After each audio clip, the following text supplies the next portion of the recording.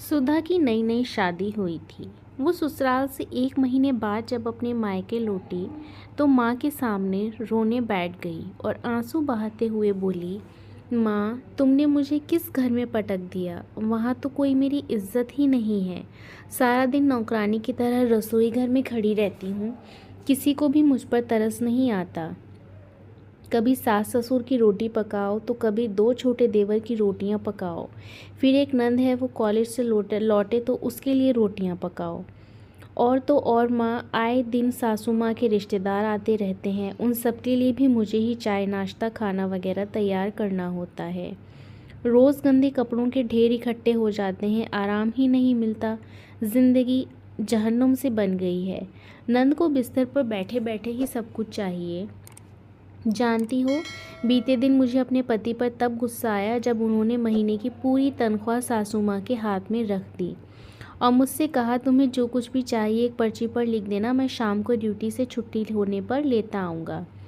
सुधा की बातों को ध्यान से सुनकर माँ ने थोड़ा सोचकर कहा, तुम क्या चाहती हो? मुझे उन सब के साथ नहीं रहना। बस मैं और मेरे पति हम दोनों अलग अपनी गृहस्थी बसा लें। कुछ ऐसा उपाय बताओ।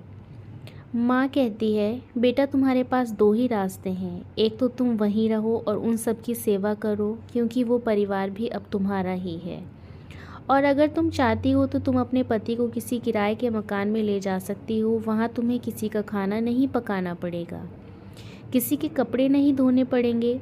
पति की पूरी तनख्वाह भी हाथ में ही तुम्हें मिलेगी। लेकिन याद रखना, जब तुम्हारे कोई पुत्र होगा और जब वो बड़ा हो जाएगा, उसकी भी शादी होगी। घर में तुम्हारे जब बहू आएगी, उस वक्त तुम यही चाहोगी कि मेरी बेटा और मेरी बहू मेरे ही साथ रहें और मैं अपने नाती पोतों के साथ खेलूं। प्यास लगने पर मेरे नाती पोते दौड़कर मेरे पास लिए एक गिलास पानी आएंगे। कोई ऐनक ढूंढकर मेरे हाथ में थमा देगा। कोई कहेगा, दादी जी, खाना बन चुका है, थाली लग गई है, आओ हम सब मिलकर खाना खाएंगे। माँ ने आगे बोलना जारी रखा, जिन कामों को तुम दुख बता रही हो, एक एक करके गिन रही हो, दरअसल यही जीवन के महत्वपूर्ण क्षण हैं। एक सफल गृहिणी अपने हर एक कार्य को सरल बनाकर झटपट निपटा देती है। उसका रोना नहीं रोती। दुनिया में जो लोग सफल हुए हैं वो अपनी जिम्मेदारियों से भागते नहीं, बल्कि अपनी जिम्मेदारियों को बखूबी निभा लेते हैं। और बेटा, ये जो तुम जिन्हें दुख समझ रही हो ना, वो दरअसल तुम्हारी सासू माँ तुम्हें एक जिम्मेदार बनना सिखा रही है। वो आने वाले समय के लिए और आने वाली अनेकों परेशानियों से निपटने के लिए लड़ना सिखा रही है। सालों से हर सास अपनी बहू को अपनी जगह पर जिम्मेदार बनाने के लिए ऐसा करती आई है।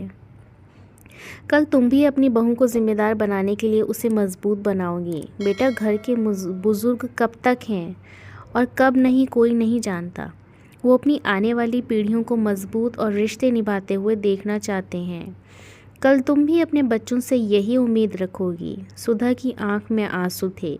सुधा ने उसी वक्त अपना बैग उठाया और बोली, बस माँ, मैं समझ गई। आपकी बातों में अनमोल सीख है। मैं चली, अपने ससुराल शाम होने वाली है। सासू माँ के पैरों में दर्द रहता है, उनके घुटनों की मालिश भी करनी है।